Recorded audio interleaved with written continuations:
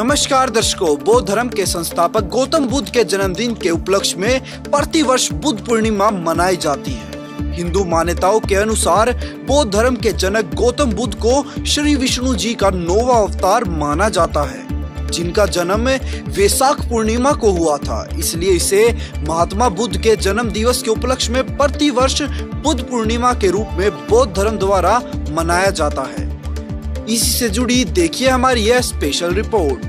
Asia के ज्योति कुंज कहे जाने वाले बौद्ध धर्म के संस्थापक और भगवान विष्णु के अवतार माने जाने वाले महात्मा गौतम बुद्ध का जन्म कपिलवस्तु के राजा शुद्धोधन की धर्म पत्नी महारानी महामाया देवी की कोख से नेपाल की तराई के लुम्बिनी वन में 563 ईस्वी पूर्व बैसाख माह की पूर्णमासी को एक क्षत्रिय शाक्य कुल में हुआ था। इनके बचपन का नाम सिद्धार्थ था। बुद्ध जी की माता की मृत्यु उनके जन्म के 7वें दिन ही हो गई थी, जिसके बाद उनका पालन पोषण उनकी सौतेली माँ व सगी मौसी महारानी प्रजापति गौतमी ने किया था। 16 वर्ष की आयु में बुद्ध जी का विवाह यशोधरा के साथ हुआ, जिसके कुछ वर्ष पश्चात उनको पुत्र प्राप्ति हुई, जिसका नाम राहुल रखा गया। जब गौतम बुद्ध अपनी माँ के गर्भ में थे, तब उनकी माता ने एक दिन एक स्वप्न देखा कि 6 हाथियों का एक झुंड अपनी सूंडों में कमल के फूल लाकर उनके चरणों में अर्पित कर रहे थे। इस स्वप्न के बारे में जब विद्वानों को बताया गया तो विद्वानों ने महात्मा बुद्ध के पिता शुद्धोधन को बताया कि आपकी होने वाली संतान या तो एक पराक्रमी शासक की तरह राज्य करेगी या फिर वो एक सन्यासी बन लोगों के बीच ज्ञान प्रचार करेगी। इसी वजह से बुद्ध की सभी सुख सुविधाओं का ध्यान उनके महल में ही रखा जाता था तथा उन्हें समाज में घटित घटनाओं दुखों से कोसों दूर रखा जाता था, ताकि विद्वानों द्वारा संन्यास धारण करने की बात कदापि सत्य साबित न हो। इसके बावजूद भी गौतम बुद्ध का मन बचपन से ही राजपाट में नहीं लगता था तथा हमेशा उनको एकांत में बैठा हुआ देखा जाता था। वास्तव में गौतम बुद्ध विष्णु लोक से आई हुई एक आत्मा थी। यही कारण था कि सभी राजसी ठाट उपलब्ध होने के बाद भी उन्हें यहाँ के सुख फीके से लगते थे।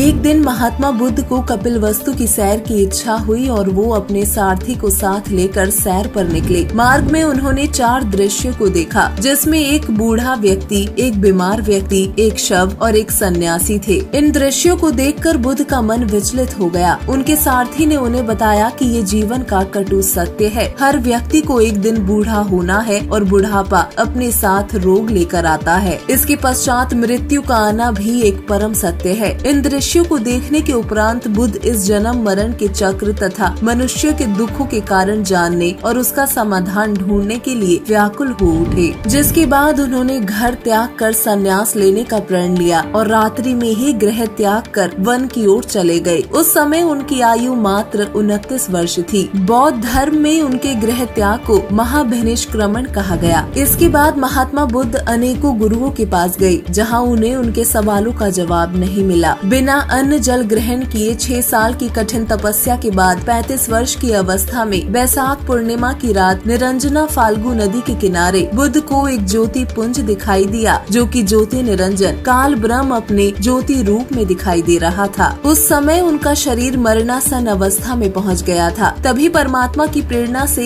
एक माई ने उन्हें खीर खिलाई। रोज थोड़ा थोड़ा अन्न ग्रहण करने से बुद्ध की स्थिति में सुधार आया। हालत ठीक होते ही उठकर खड़े हुए और उनका पहला कथन था, starvation could not lead to salvation, अर्थात भूखा रहने से भगवान नहीं मिलता। आपको बता दें, पवित्र गीता जी के अध्याय 3 श्लोक 6 से 8 व गीता अध्याय 5 श्लोक 2 में घर त्याग कर हठ योग यानी तपस्या करने को निषेध कहा गया है और कर्म ना करना यानी कर्म संन्यास की अपेक्षा कर्म करते करते भक्ति कर्म करने को श्रेष्ठ बताया है। तथा गीता अध्याय 16 श्लोक 23 में कहा गया है कि जो व्यक्ति शास्त्र विधि को त्याग कर अपनी इच्छा से मनमाना आचरण करता है, उसे न सुख न सिद्धि प्राप्त होती है और न ही उसकी परम गति होती है, यानी उसे जन्म मरण से मुक्ति नहीं मिलती। पवित्र गीता जी के इन प्रमाणों से ये स्पष्ट है कि महात्मा बुद्ध द्वारा की गई क्रियाएं शास्त्र विरुद्ध मनमाना आचरण थी, जिससे ये भी सिद्ध होता है कि गौतम बुद्ध की मुक्ति नहीं हुई। आज पूरे बौद्ध धर्म में गौतम बुद्ध द्वारा बताए गए मनमाने आचरण को ही किया जा रहा है, जो कि शास्त्र विरुद्ध है। बौद्ध धर्म की मान्यता है कि परमात्मा का कोई आकार नहीं है और न ही किसी ने सृष्टि की रचना की है, परंतु ये उनकी गलत धारणा है और इनमें तनिक भी सच्चाई नहीं है। हमारे धर्म ग्रंथों में पूर्ण परमात्मा कबीर साहिब के सशरीर होने का स्पष्ट वर्णन है। इसके अतिरिक्त ये भी वर्णन है कि वही सृष्टि के रचयिता है जो सबका पालन पोषण करते हैं। कबीर सागर के अध्याय 26 ज्ञान स्थिति बोध के पृष्ठ 82-83 पर सत्य पुरुष के शरीर का विशेष वर्णन है कि परमेश्वर नराकार मानव सदृश है। उसके हाथ, पैर, नाक, कान, सिर, मस्तक सबकी शोभा बताई है। वो गले में पुष्प की माला पहनते हैं। साखी अब मैं कहूँ तो ही सोच करो विचार, कहे कबीर पुरुष को या ही रूप निजसार। कबीर सागर अध्याय ज्ञान स्थिति बोध पृष्ठ 83। पुरुष गले पुष्प की माला, हाथ अमर अंकुर रिसाला। कबीर सागर अध्याय ज्ञान स्थिति बोध पृष्ठ 82। उपरोक्त प्रमाणों से स्पष्ट है कि परमेश्वर का मानव जैसा शरीर है, उसका प्रत्येक अंग प्रकाशमान है तथा वो अविनाशी परमात्मा अमर लोक में विद्यमान है। वही आज पूरे विश्व में सर्व शास्त्रों का सत्ज्ञान व शास्त्र अनुकूल भक्ति साधना संत रामपाल जी महाराज जी द्वारा बताई जा रही है, जो कि पूरी पृथ्वी पर एकमात्र तत्वदर्शी संत हैं। उनकी बताई गई भक्ति साधना से उनके अनुयायियों को परमात्मा से मिलने वाले अद्भुत लाभ प्राप्त हो रहे हैं, जो परमात्मा के गुणों में वर्णित है। जैसे महात्मा बुद्ध कौन थे? ये पुण्यकर्मी प्राणी थे और विष्णु के लोक से आए थे, स्वर्ग लोक से आए थे, विष्णु के स्वर्ग लोक से। अब यहाँ राजा भी बन गए, लेकिन वो सुख तो नहीं, यहाँ पर वो सुख है ही नहीं।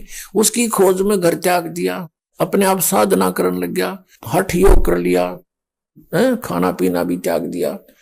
मरने को हुआ तो एक माई ने उसके मुंह के खीर लगा दी। सच सच वो थोड़ी सी आंखें खुली, खाई थोड़ी सी, फिर वो उठा। उसने कहा था starvation could not lead to salvation, भूखा मरण से कल्याण नहीं हो सकता। काल यही चाहता था, कुछ सिद्धि आ गई हट करने से। काल यही चाहता है कि ये नास्तिक हो जाए, गलत शास्त्र विधि त्याग का मनमाना आचरण करता है। अब महात्मा बुद्ध ने जो आगे प्रवचन करने शुरू किए, उसके आधार से उसकी वचन में शक्ति, क्योंकि पूर्व जन्म की भक्ति थी उसमें, जैसे राधा स्वामी पंथ के शिवदयाल जी और फिर उसके अनुयायी हुए हैं जयमल सिंह जी व्यास में, और फिर सावन सिंह जी के शिष्य हुए हैं खेमामल बलोचिस्तानी सामस्ताना, जिसने सच्चा सौदा सिरसा में अपना डेरा बना दिया। और ऐसे ही वो जय गुरुदेव पंथ बन गया, आगरा से निकला हुआ मथुरा में। ये सभी पुण्यात्मा उस महात्मा बुद्ध के से थे, और वो काल का फंस गया महात्मा बुद्ध। और उसने फिर क्या किया, पूरा रूस, पूरी चाइना महात्मा बुद्ध के उन विचारों पर आधारित होगी। उसने जो मर्यादा बनाई हुआ तो सही थी, लेकिन वे ऑफ वर्शिप उसकी रोंग थी। सभी उसके अनुयायी इसलिए हुए थे कि ये महापुरुष है, हमें कल्याण कराएगा। उन महात्मा बुद्ध के द्वारा बताई गई साधना से किसी को आध्यात्मिक लाभ नहीं हुआ। कुछ 1-2 पीढ़ी के बाद सभी नास्तिक हो गए। देख रहे उसका क्या रिजल्ट, पूरा चीन देश नास्तिक है, और नास्तिक देशों का नाश होया करता है, काफी समय तक नहीं बचा करते। अब रूस में देख लो कति नास्तिक, हिंदुस्तान में भी कुछ ऐसे पनप रहे हैं बीज, कहते हैं भगवान है ही नहीं, जीव ही परमात्मा है, ये भी नास्तिक समझो। तो ऐसे ही राधा स्वामी पंथ, धन सतगुरु पंथ, जय गुरुदेव पंथ, ये बाल योगेश्वर पंथ, हंसादेश पंथ, सतपाल का पंथ, और ये आसाराम का पंथ, तेरा सुधांशु जी का पंथ, ये सारे शास्त्र विद्या का मनमाना आचरण है और ये यूजलेस है। ये सभी नास्तिक बना देंगे, ये काल के दूतों का काम कर रहे हैं। महात्मा बुद्ध एक पुण्यकर्मी आत्मा थे, लेकिन उन्हें तत्वदर्शी संत नहीं मिला, जिससे उन्होंने अपनी इच्छा अनुसार मनमाना आचरण किया और हठ योग किया, जो आज बौद्ध धर्म में प्रचलित है। इन क्रियाओं को करने से मानव समाज को कोई लाभ नहीं हो सकता। आज पूरे पृथ्वी पर तत्वदर्शी संत के रूप में संत रामपाल जी महाराज जी विद्यमान है, जो सत्य ज्ञान व सत्य भक्ति प्रदान कर रहे हैं।